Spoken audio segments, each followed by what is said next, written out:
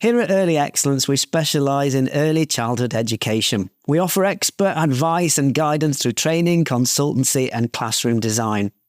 With the Early Excellence podcast, we aim to inspire and support you as well as challenge your thinking. So if that's what you're looking for, you've come to the right place.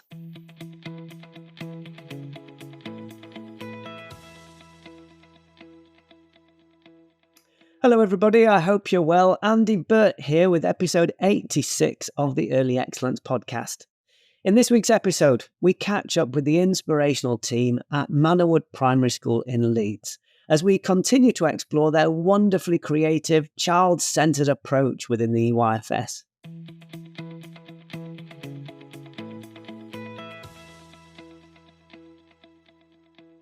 I'm delighted to say that I'm joined by Victoria and also by Hilary from Manor Wood Primary School here in Leeds.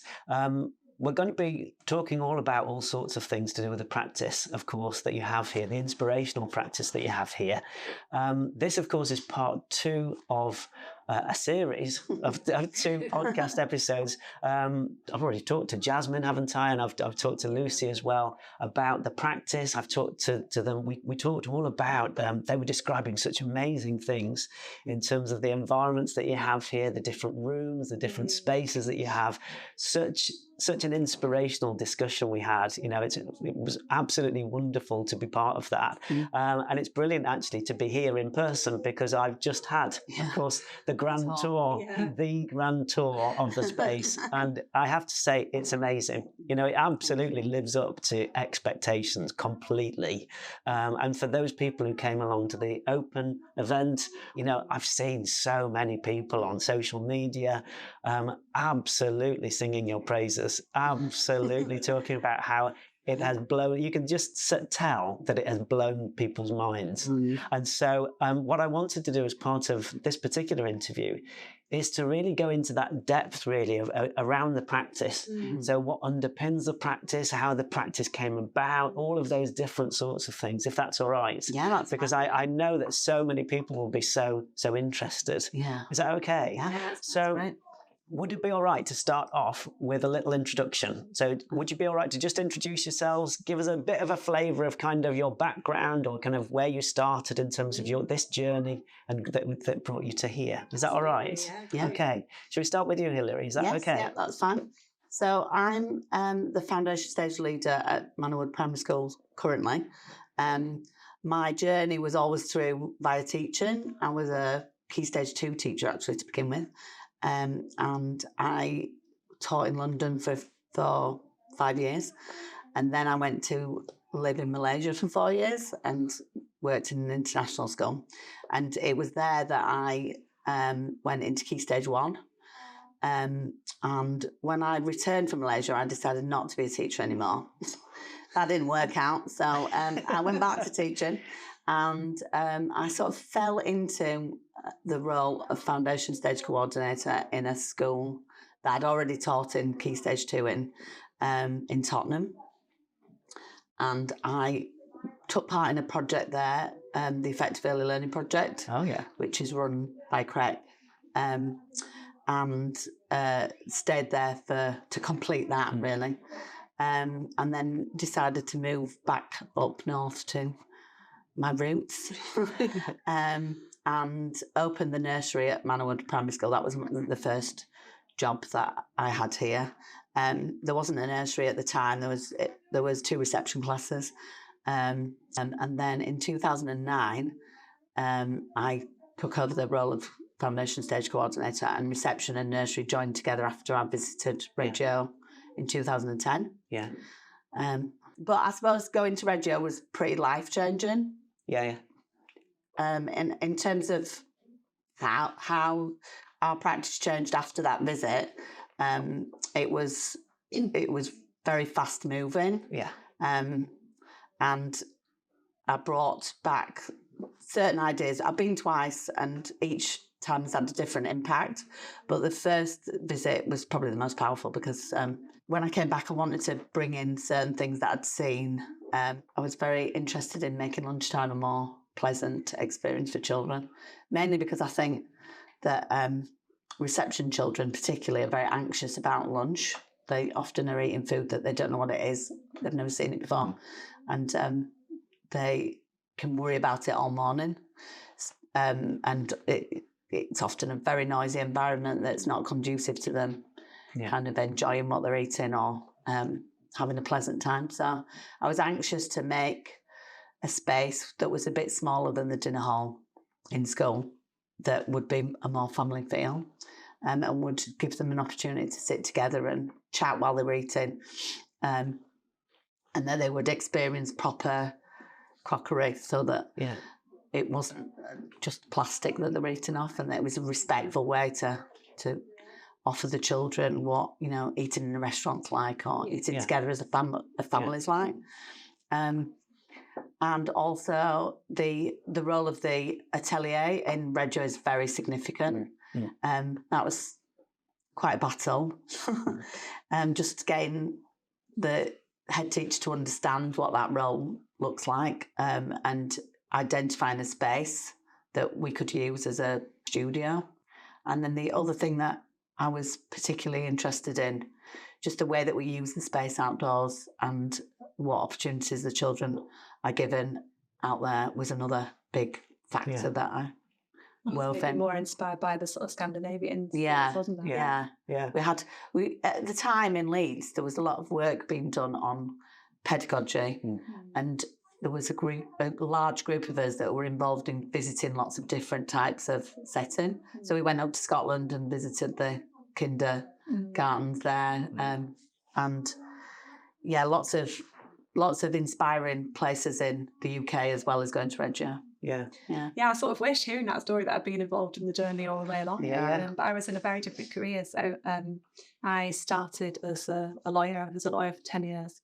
And then my son happened to go, well, he didn't happen upon it. He happened to start going to nursery in the foundation unit. Yeah. And I really distinctly remember the first time like going in and seeing the space and just being like filled with wonder and awe and sort of all the feelings that we want the children to have, don't we, when they're in the space. As a parent, I was experiencing that, you know, and through my son, and as his journey kind of developed and he went through nursery and reception, it was just sort of cemented my view that it was an incredible place. And I thought if I could ever do anything else, I'd want to be there. Yes. So very kindly, Hilary gave me the opportunity to start working. But it was, because I had no sort of formal training in that area. I've always had an interest in art, and, you know, I'd studied art at college. I have sort of got an artistic background, really, despite then going off to do law. But Hilary put a bit of faith in me, really, and I started as a teaching assistant.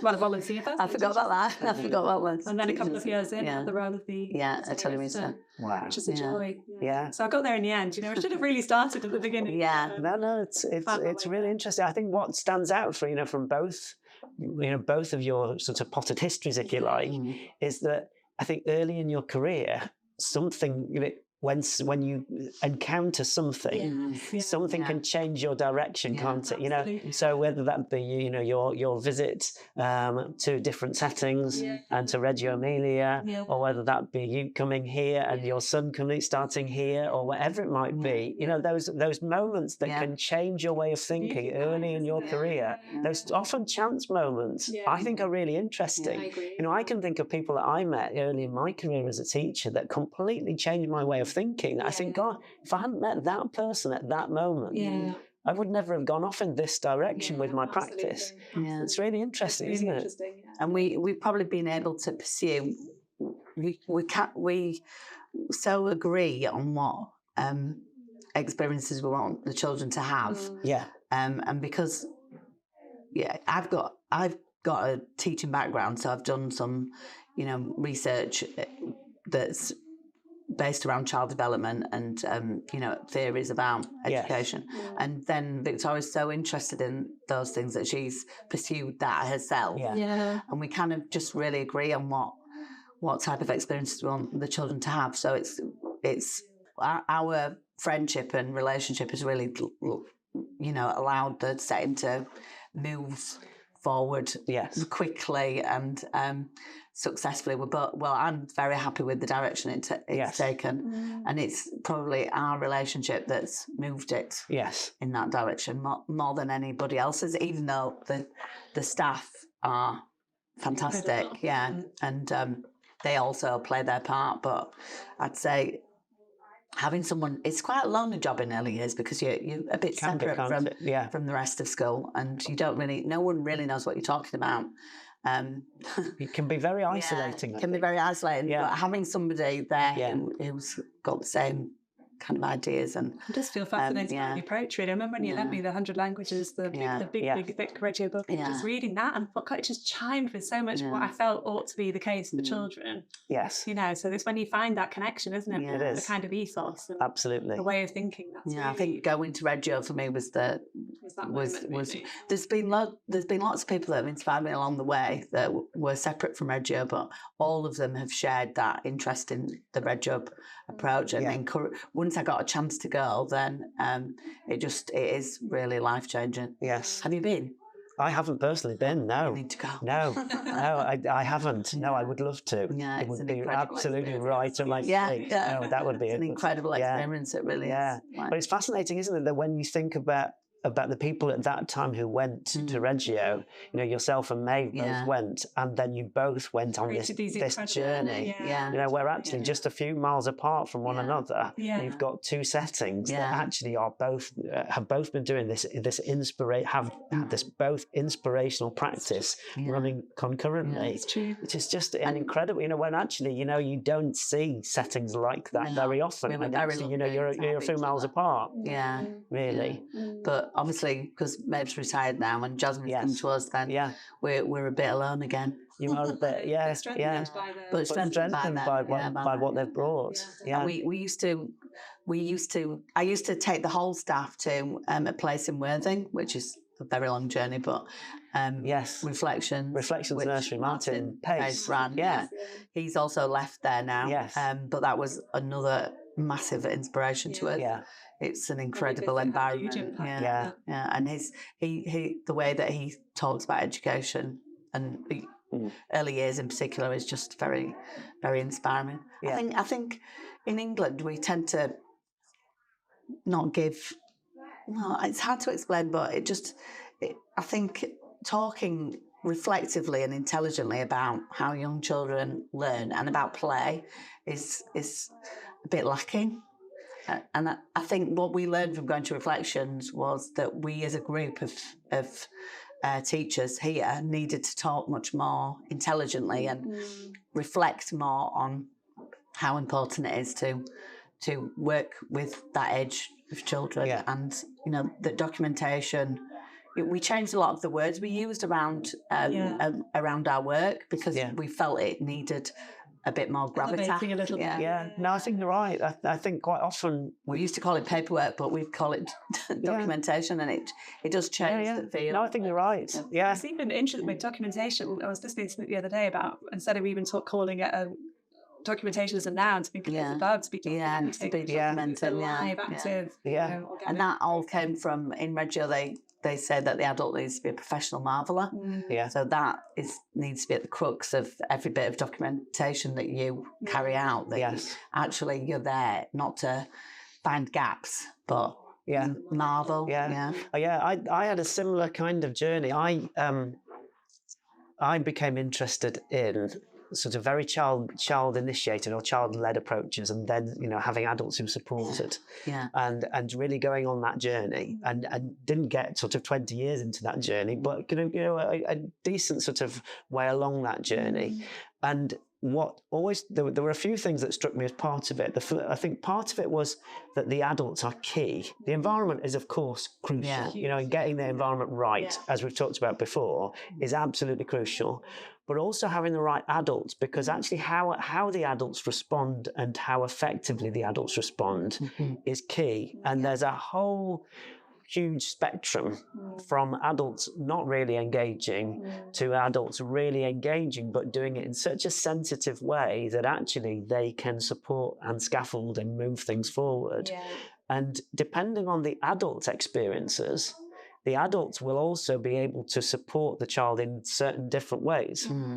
So an adult who's got a broad range of, say, artistic experiences will say, oh, do you know, this reminds me of this, reminds me of whatever it might be. You know, it might be, this reminds me of marbling paint, you know, which I always used to, you know, as an earliest teacher, I love marbling. Marbling's one of those things that it feels like a bit of a dying art. Whenever I talk to people about marbling paint, people go, what? What are you on about? But it's just this beautiful, magical process. It's so simple and yet so beautiful. And I kind of think that actually, the adult, sometimes we downplay the role of the adult, when actually the adult's experiences and breadth of experiences have such a huge impact on actually where this goes next. And that's not to say that the adult just says, oh, well, I've seen them doing this, therefore we are doing this next. But the adult's experience will bring something to it, I think. And can enrich it in a different kind of way, really. So, and then the other thing that I thought about that I think again fits with what you were saying just now about really valuing that process and really sort of lifting it, you know, as something that is professional and valuable. You know, that there's such a lot of thought that goes into it. Is that it occurred to me that when we would say document learning and we would follow an interest or we would see where it went, that actually what we were doing was research. Do you see what I mean? And that actually there tends to be quite a big divide between research that goes on, say, around children's learning, and that might be sort of a university-based or academic-based thing, and then the practice itself is something else.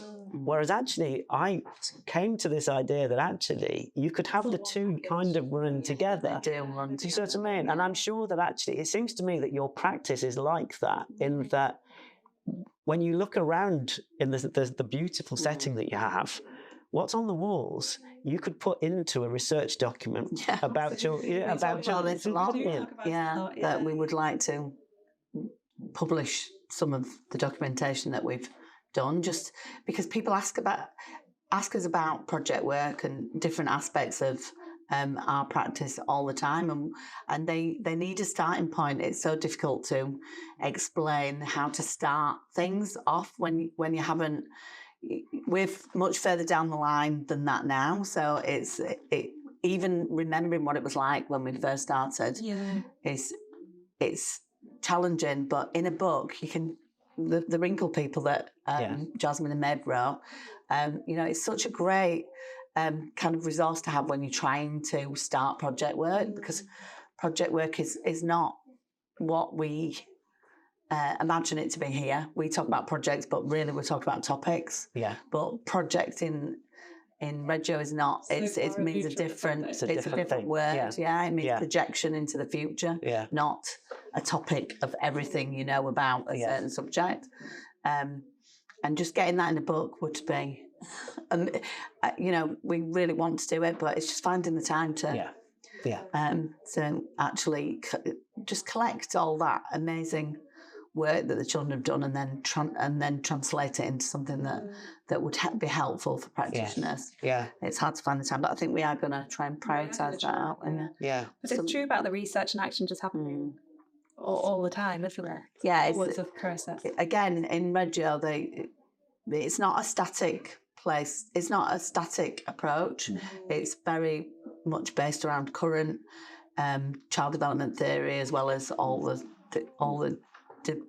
theory that's gone before. And so they think about themselves as action researchers, and that they're constantly looking at different ideas and different kind of development theory and trying to put that into action, and then reflecting together. There's a lot of schools, so there's a pedagogista that works across schools, and they're constantly reflecting on what that means for children of the future, and how we need to use that action research to inform our practice. So I think an element, I actually wanted to do that when we got back, and it didn't quite work as action research per se for us. It's been a more organic thing. That we are definitely action researchers, but it doesn't quite work like that. Yeah. We've discussed things in our staff meetings, but it's not quite the same as having a pedagogy stream. No, sure. Brings sure. staff together. So. No, definitely.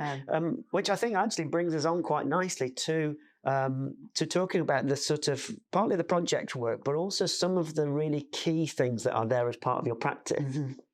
And one of the things, when you've just very kindly given me a tour of your environment, and one of the things that is absolutely right there, central to it physically, but also I think centrally in terms of the practice to a point, is that process of the children really feeling that they belong within the space and that they're looked after and that they have that strong relationship and that they are feeling secure and so on. And lunchtimes is an area of the space that really, I think, encapsulates that.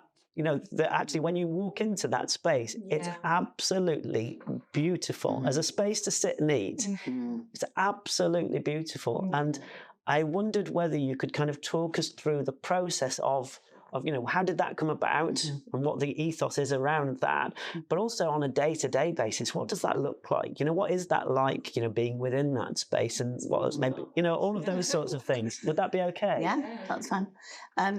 Again, the work that we had on the building coincided with going to Reggio and creating that space. Yeah. And although there's been lots of times when we've wanted to fill it up with other things because space is an incredible thing to have, and that we always need more space. I've been very reluctant to ever give it up and make it into anything else because I think that in my experience, children's anxiety around lunchtimes means that it's a really important thing, that they need to feel all those things, that they need to feel confident and comfortable and respected and that, you know, we want them to try food, but we don't, it's a happy place. Yeah. Not a place to be scared of. Absolutely. Can you describe the space? Yeah. Would that be all right? Yeah. Just describe, you know, as we walk, obviously I've had the pleasure of walking into the space this morning, but many people won't be able to picture it. No. And, you know, when I say actually it's a beautiful space, can you describe it? Yeah. Because it really is, isn't it? Yeah. It's a space that was created by knocking down 2 cupboards. See, already it sounds beautiful. And it's not quite big enough for all the reception children, so it only really takes comfortably 3/4 of the reception children. Okay. It contains lots of dining tables that are adult size that we picked up from charity shops. And they're circular tables, aren't they? Some of them are circular, some of them are rectangular, to fit as many children as we can comfortably within the space. It's a piecing together. Yeah. And then we've got various things on the wall that are documented about their experience in the space or their experience with food. Yeah. And the idea of the space is to add to that feeling of homeliness and that we're all gathered around to eat together and have a joint shared experience. Yes. But it is school dinners still. Yeah. But we adapt school dinners to make it a more shared experience. So we're vegetarian. We don't. Which means that everyone can eat together. We obviously have children that are allergic to things, but we don't separate the children out by what they can eat. They're in groups, of friendship groups, so they sit with their friends to eat.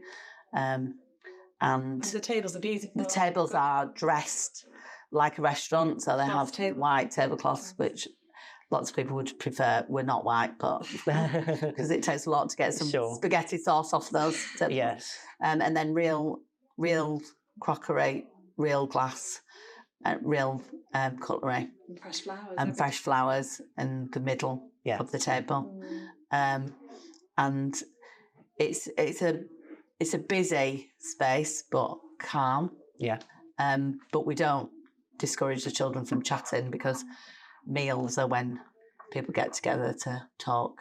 So sometimes it gets a bit loud, and we try to reduce the noise because children feel worried about noisy spaces, but it's a calm but chatty. I was going to say, it feels like a calm space. The lighting's low as well, isn't it? I was mentioning the lighting. Yeah, the lighting. Really sort of soft. The lighting is low throughout the throughout the unit. But it does feel very respectful, and also it feels like not just a sort of production line. You know how sometimes meal, and I understand that actually, you know, if you're feeding, you know, 200 children in a school, that actually, and you've got 45 minutes to an hour to feed everybody, there's going to be a case of it being grab a tray. The tray's going to have all of the indentations. So this is, you know, like one of those molded trays, and then you get everything scooped on, and then you're out the other side. I get that to a point, but what you've created here is something completely different to that. You've created something that's so respectful and so calm and beautiful. When we give the children their food, you know, we try and slow it down slowly, and they serve themselves in the middle of the table, and so they can help themselves to what they want. Yeah. I'm a bit horrified by school dinners in halls. Yeah. And a pivotal point was I watched a child eating their lunch in a woolly hat and scarf, which was dangling in their tray. So it had custard and various other things all over it. And I thought, no, that's not what it should be like. You know, they shouldn't be dressed to go straight outside. Yeah. Because that's not how you enjoy your lunch. Yeah. It's so we do. It is incredibly challenging to make sure that is to maintain that standard. Done every day like that. But it's one of the most important things that we do, I think. Yeah. It has a huge impact on the children and the parents. The parents just think it's amazing. And every practitioner that comes to look is just amazed by the I can imagine. whole. Yeah. I mean, so you've got the tables, you've got the white tablecloths.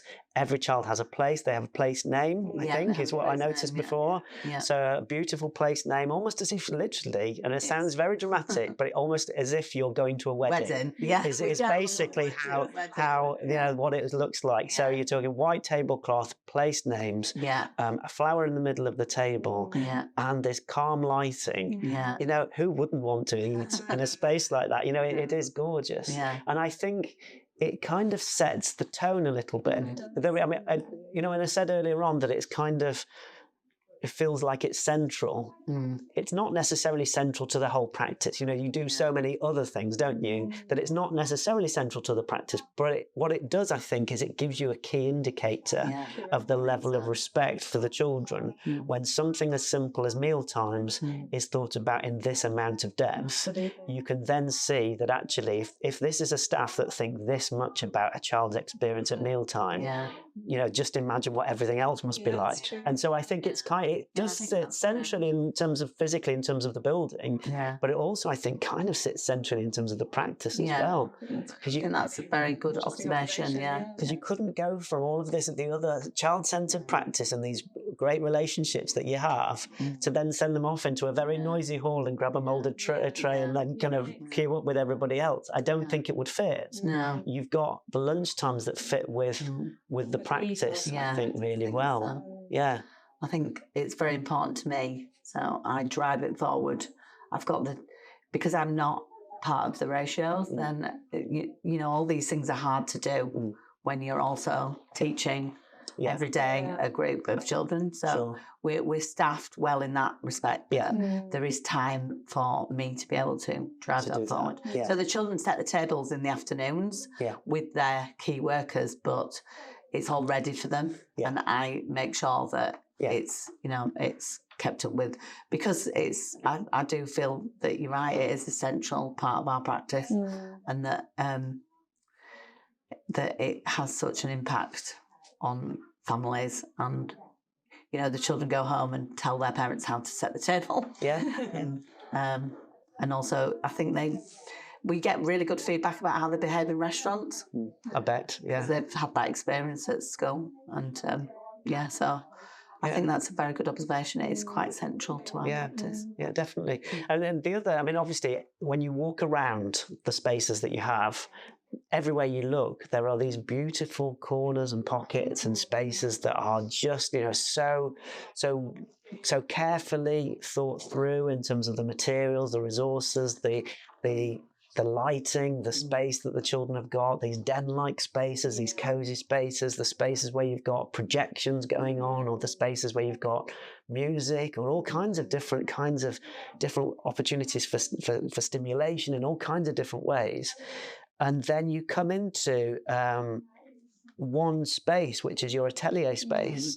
And I wondered if we could talk about that space particularly, in that I think it's what struck me particularly was the way that you are, again, in a similar way, respecting the children. Yes, yeah. In that it's a very open space, a space to explore and a space to see what the children's ideas are and then work from there.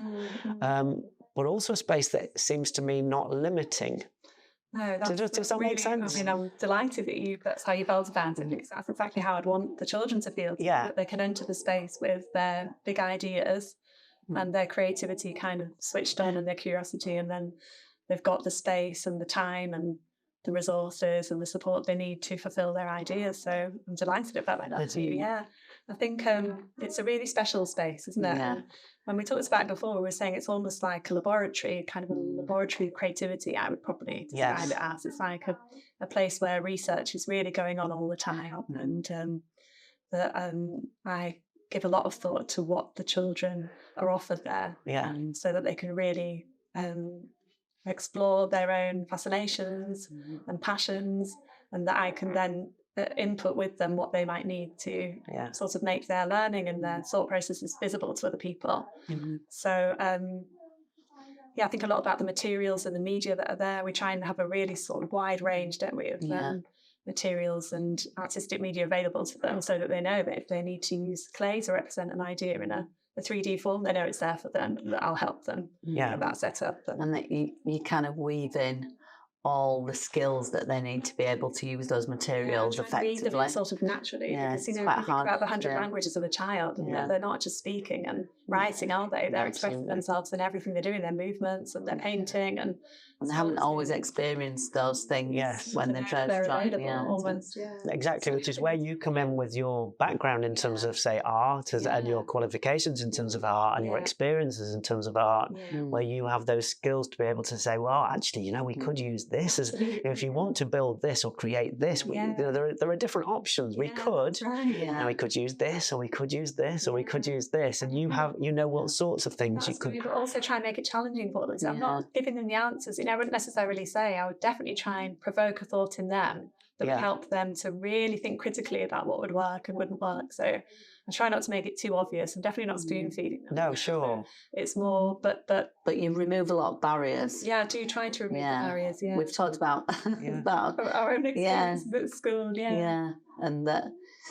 Yeah, I mean that story, the story of an experience in school. I think I must have been about 6 or 7, and that like standard school activity, making a fairy garden or creating a back garden on a tray, and I was so excited about it. I had this idea that I wanted to build a constructed bin, a floater bin, because we didn't have really bins then. Of course, And I was so desperate to construct this bin, and I knew it looked beautiful, a shiny object, in the mud, and it was like my garden was, And there was nobody to help me. They were just sort of really belittle that idea. Why would you want a bin? Add flowers, and I want flowers in a pot.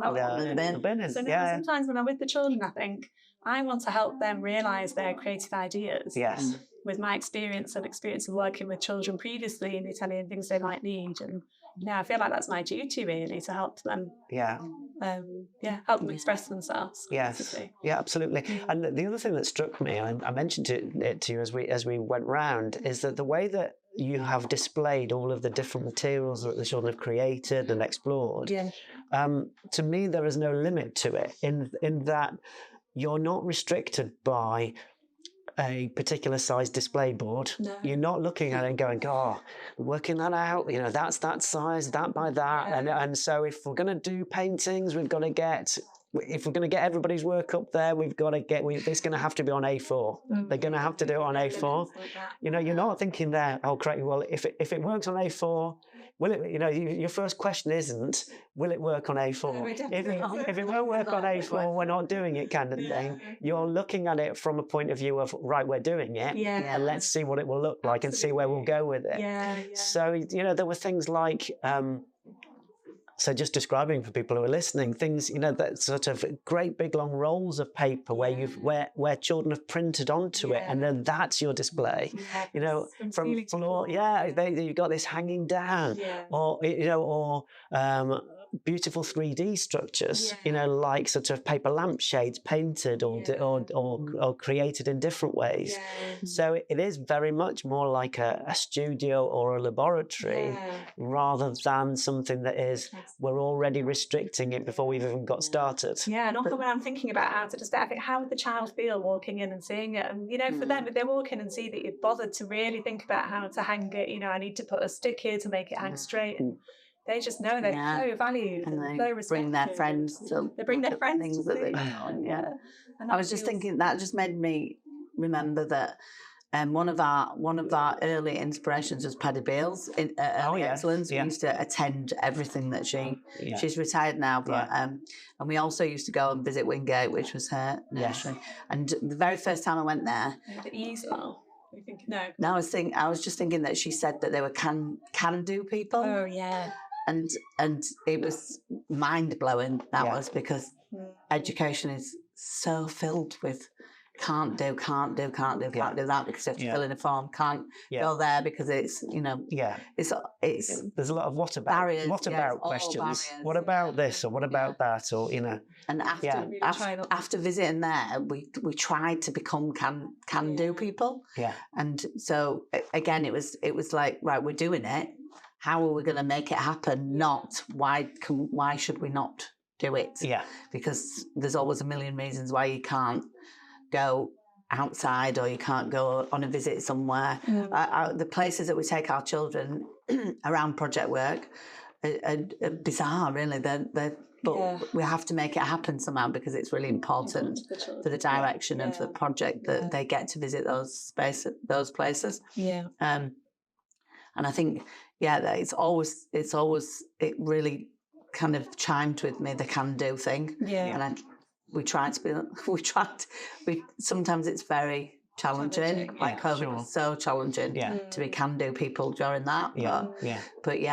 And what you were saying about the staff, that's one of the things. I don't choose people who can't do people. I need people who will make things happen. And that is crucial, isn't it? That you want the sort of people who aren't seeing the limits, they're seeing the open possibilities, don't you? You want somebody who says, oh, that's interesting. Yeah, you're right. You know, in whatever it is the child says, do you know, that is interesting. You know, to see an interest in whatever it might be and see how far it can go.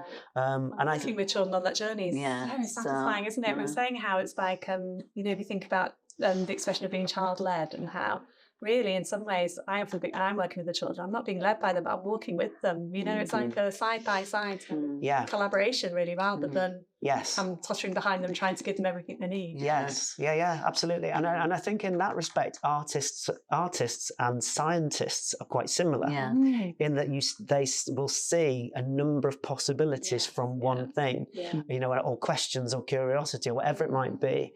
You know, so an artist will talk about paper as being such a really interesting thing. It's true. You know what I mean? Do too. And children will. And I think it's that mindset of not just going, oh well, I've just got a piece of paper. And you know, some people will just go, I've just got a piece of paper. That's all it is. And then an artist or somebody who's got that really open-minded thinking will say, well, it could be. Imagine if we scrunch it up really tiny, or imagine if we if we fold it, or if we wet it and make it in and shred it, or you know, there are so many things you can do. You know, you could. There are hundreds and hundreds and hundreds of things you can do with one sheet of paper. And some people will see it as one sheet of paper, that's it. Yeah. And somebody will go, yeah, but it's amazing because this could be. It's true, and that's actually true of every material that We try to use our resources like that.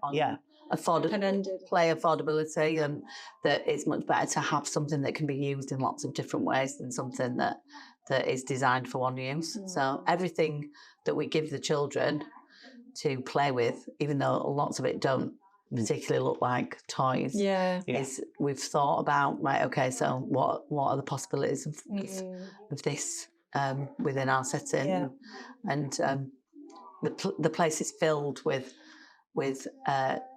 objects and interesting kind of designs of things that are not really necessarily what you'd get out of a catalogue, or it's things that we collect and things from all over the place. To offer to children. And Victoria spends a lot of time on Facebook scavenging around for different things that she can bring in. It's incredible, like magnified. It's from like the 80s. It's this huge thing. I'm going to pick it up tomorrow. I want to talk with the children. It looked like almost like an old school computer screen with a. Oh wow! But I mean, that's going to be so fascinating to put objects on. Absolutely. It's all free stuff. Yeah. Wow. Yeah. And the other thing I loved as well is your piano. You have a piano right in the middle of the set. I bet. It started off as pink, and we were inspired by a visit to Wingate to paint the piano. Because 70s pianos are really ugly. But they're the ones that are going cheap. So they are. Yeah. That's the thing. You can get hold of them quite easily now, can't you? It's gone through a range of rainbow colours, hasn't it? The piano, but we've actually got a member of staff who can play the piano, and he thinks it's absolutely dreadful because it's not tuned properly. It's something that the children love to have a tinkle on. I mean, that is the other thing that I ought to say, is that in terms of those adults, going back to the adults, is the what struck me from when you showed me around is that in each of the different spaces you've got an adult who I think was following the children's interests, but also were doing things in their particular space that they were skilled in, passionate about. So I've forgotten the gentleman's name, the Christian, who is a musician, and you go into that space and he's absolutely bringing it to life. You see, completely, and the children get the chance to work with an expert. You see what I mean? And that, and we aren't all experts in everything, are we? But what you're doing is you're really playing to your strengths. So you're not saying to Christian, get out there and do a PE lesson.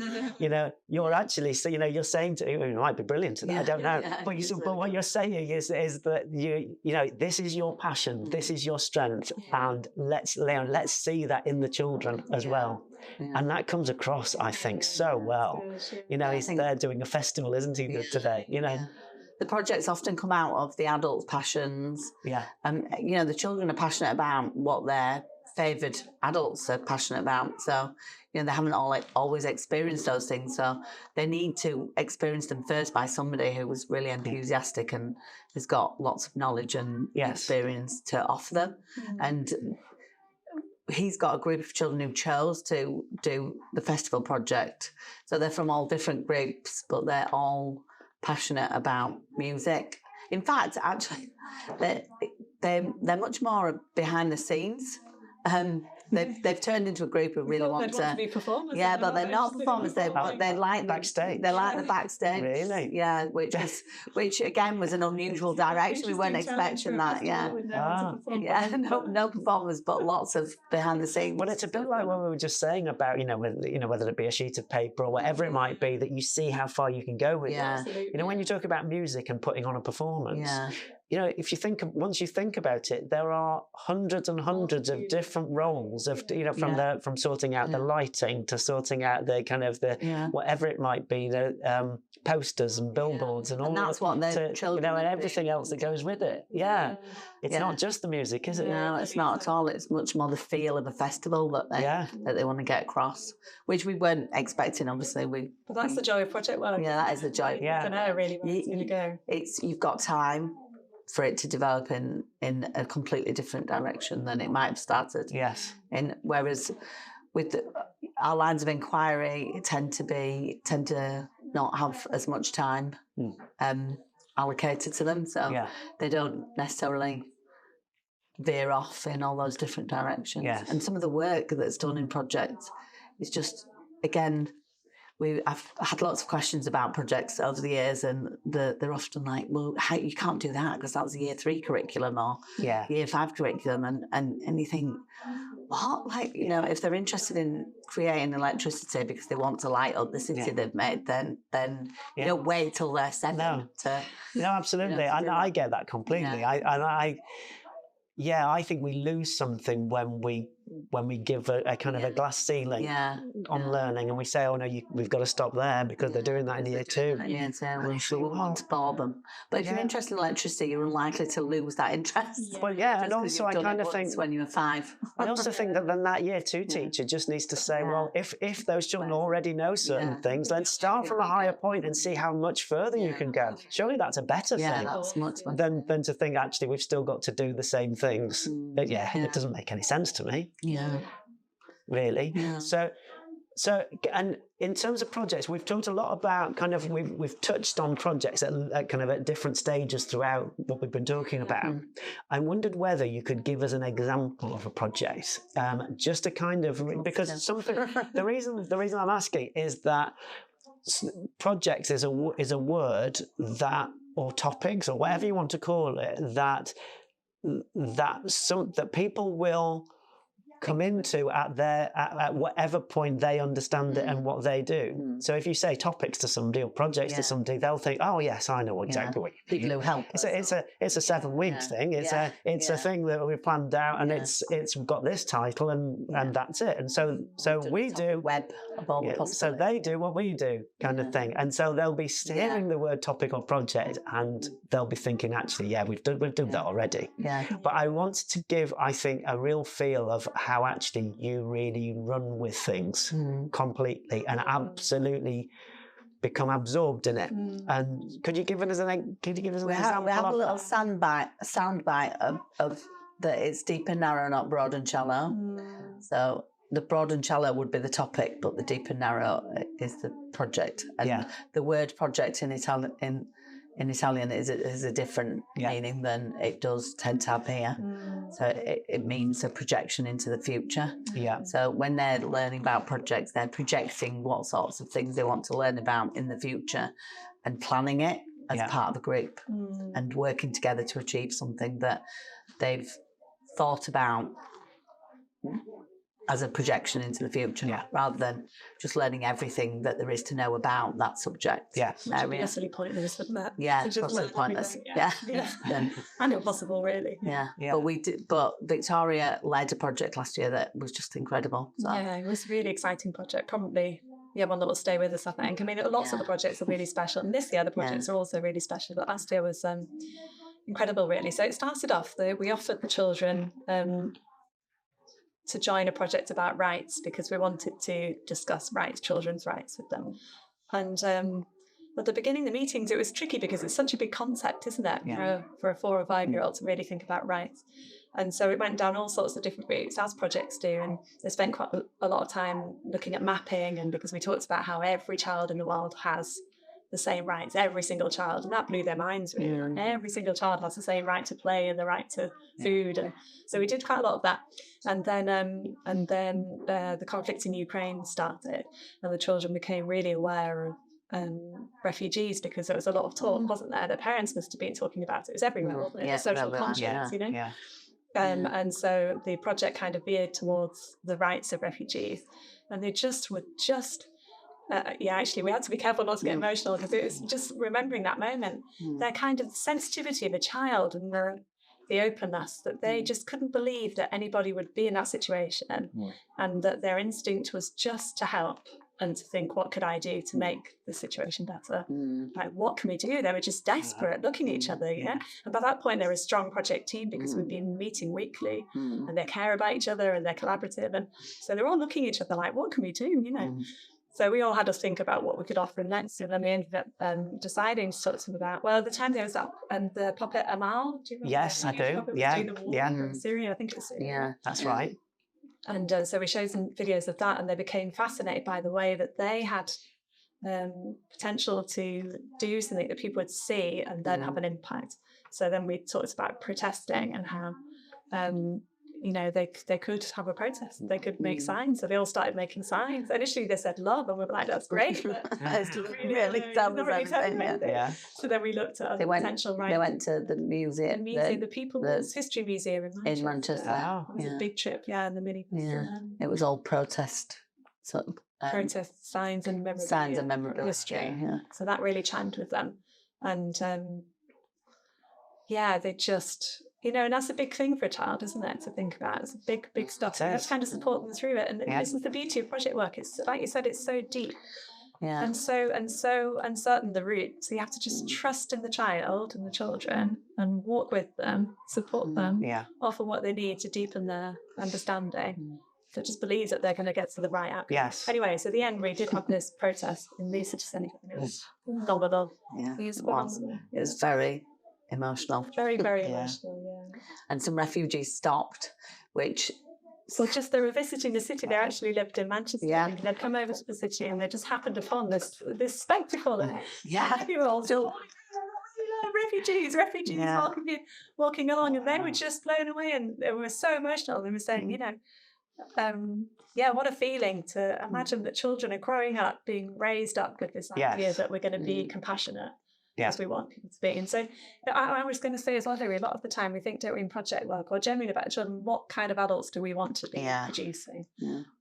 What do we I would think that they might be wheeling you around and what you need is somebody kind. Kind too, but we need to challenge authority a little, don't we? They need to know that their voice is powerful. Absolutely. And that they're going to be heard and respected. Yeah. You want them to leave us feeling. And I've got a story that I always tell people that, we have no idea what a 5-year-old now is going to need in terms of skills when they enter the workforce. And I always say, they're either going to program the robots or build the robots. And you want to be programming, not building. Yeah. No, but you're children would like to do that. Yeah, there's a lot of people leaving a hell of a lot, aren't we? The things children need that are undisputable are not necessarily Victorian kind of skills. I agree completely. To go into a factory, but much more that they can not be fazed by anything, that new technology and new everything doesn't faze them. Yeah. And that they can work together as a team. Yeah. And recognise the strengths that the team brings to things rather than trying to do something on your own. Yeah. No, absolutely. I mean, and the world moves on at such a pace that actually sometimes education finds it hard to keep up with it. Yeah.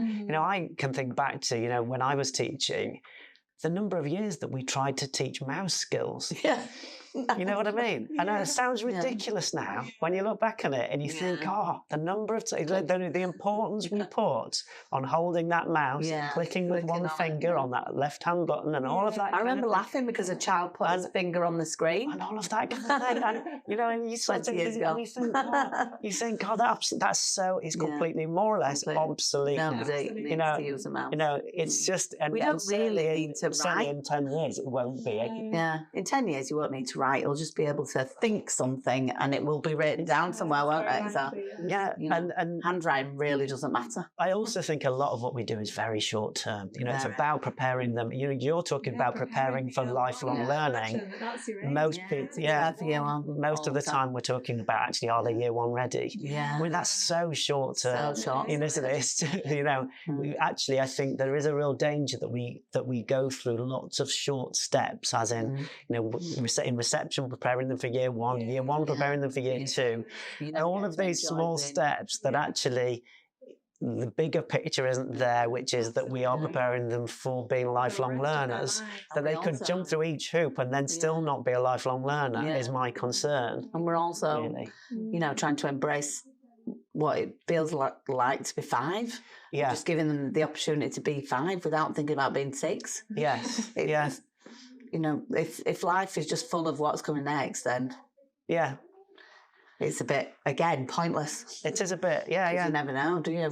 No, absolutely.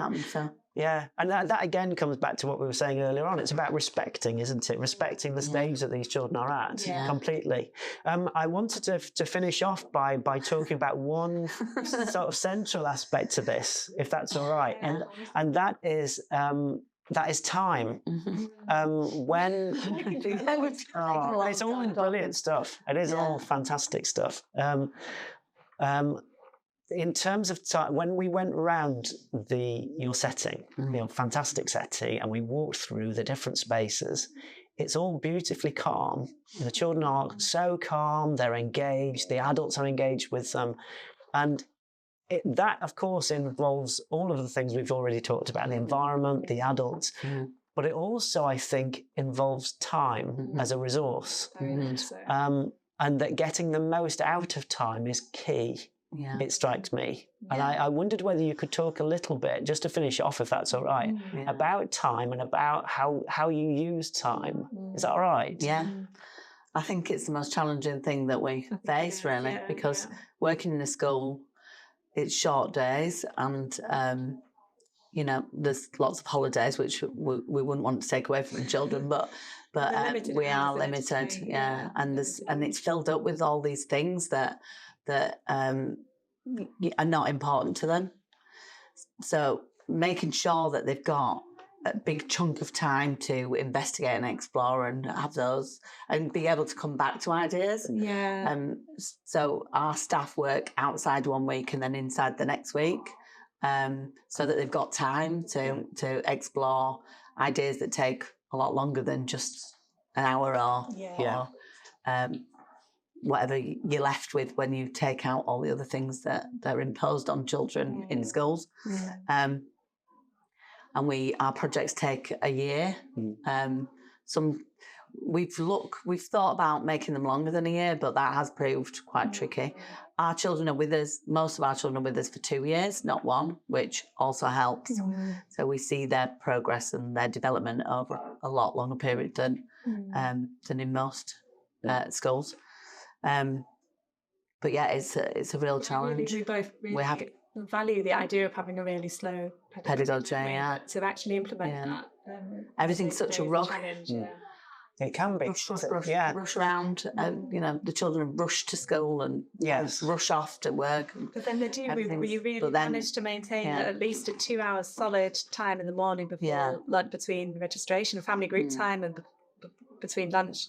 Yeah, just uninterrupted play for 2 hours. And they make choice about where they want to be. They have agency over the decisions, don't they? And they can just play without interruption, but with all the support they need. Yes, that's imperative, isn't it? That's where the magic happens. How can you get deep if you haven't got time? No, absolutely, and that's again about respect, isn't it? And about valuing that the quality of what they will be able to do, and to have high expectations, of course, but actually to give time for that to happen. So. You mentioned just then that there are sometimes barriers, so some things get in the way of that, of being able to do that. Are there some things that you've had to kind of leave out of what you do, or to kind of to not do in order to have that time? Well, there are things that probably as a group of adults we've decided are expendable in favour of things that we think are more important for children of this age.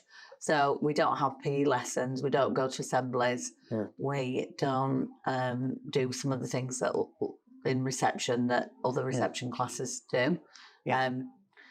We've never had any negative feedback about the children being prepared for those things, and I always think you don't starve people to prepare them for a famine.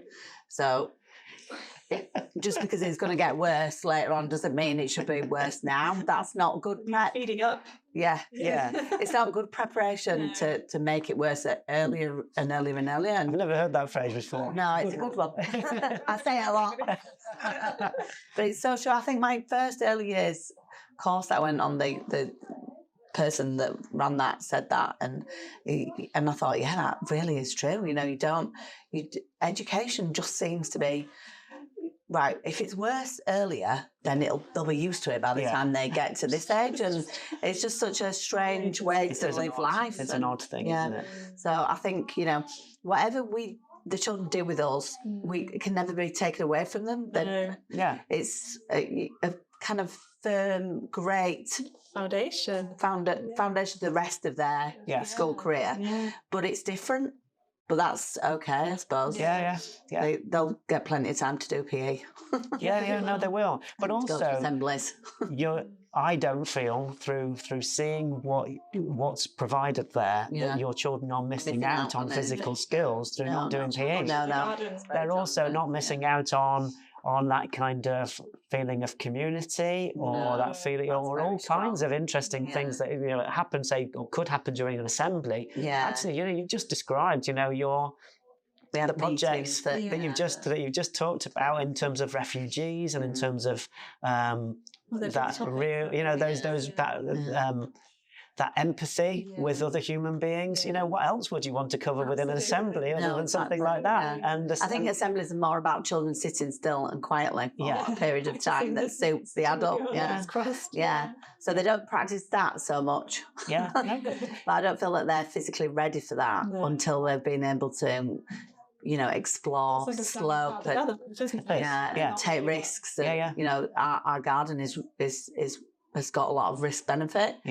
They learn to navigate a lot of difficult kind of terrain, and while they're in the garden, and they don't need to all, climb a wooden horse and in a queue. To show that they've got physical sort of abilities to jump they jump off everything. There are so many different, from the different structures that the children will be building to you've got so many different ways of climbing and clambering in your outdoor space that we've just seen, that your children are not missing out at all through all of those wonderful experiences. Years to experience those things. And it's a bit like the army PE. Whereas our physical experiences are much more, they've got a lot more agency over what they want, what they feel is challenging for them. We allow them to climb the trees in the garden, and we allow them to swing off rope swings, and we try to teach them how to be safe and then trust them, because no child really wants to hurt themselves, so they do learn a bit by falling, and we do have accidents like any place, but certainly their physical skills when they leave us are it's a balance, excellent. A balance against the risk and benefits. Always a constant balance. And I tried to make the garden look like my childhood, because we were allowed to just go off on our own and be looked after by other children rather than adults watching us all the time. You got sent out at the beginning of the day and told to get home without a phone or you just got home, and if you didn't get home, you got told off, and you were allowed to do so much more than today's children are, and that's pressures on parents are completely different than they used to be, but they don't have those experiences, and they're so important to knowing how to behave when you're a teenager, when you really do want to experience things that possibly are going to harm you.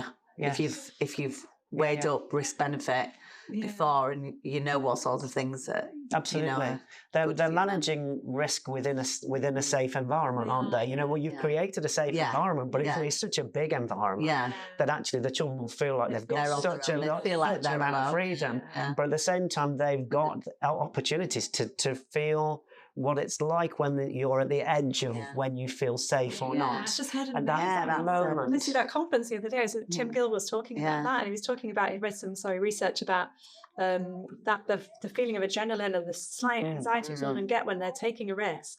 And for them to experience that as they're at this stage is so powerful. Because you need to know that. As you're an adult that's never taken any risks, you're going to be petrified. Absolutely. It's difficult. So. And that's more and more common now that children don't take risks. Whereas certainly when I was a child, it was expected that your children would take risks because they'd be on their own. They wouldn't be with you all the time. They would be playing with other children, and the older ones would take responsibility. And I've tried to create that, because our oldest children will never be the oldest again for years. But we absolutely heap responsibility on them. They're the youngest children in the school, but in our setting that they do everything, don't they? They put shoes on children and show them the way to be and show them all the dangers and the exciting, like getting down the hill on a bike is so exciting for them, much more exciting than being able to write your name, for instance. They spend months practicing getting up the hill to get down, to have that sort of experience of coming down the hill really fast.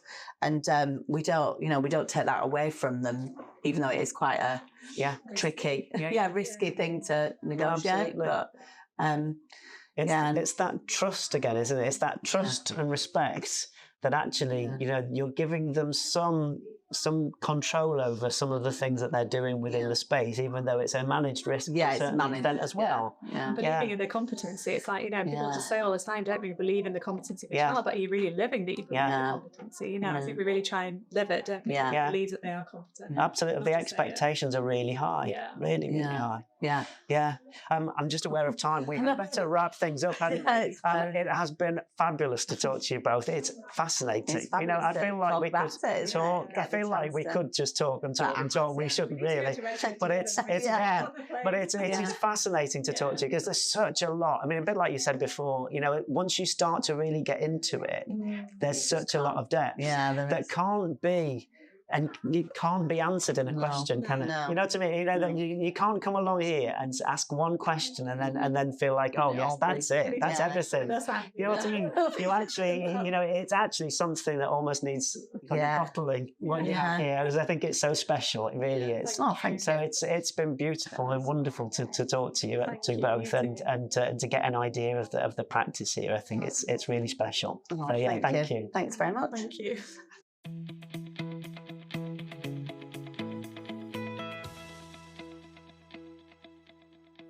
So there you go. Thank you so much to both Hilary and Victoria for welcoming us to their inspirational setting. It was really fascinating to hear all about the depth and the quality of the practice and just the amount of thought that really goes into the quality of what you provide. Really interesting to listen to all about that, really. So I'm sure people out there found that fascinating too. I certainly did. That's about it for this week. Thank you very much to all of you out there for listening, and we will see you next time.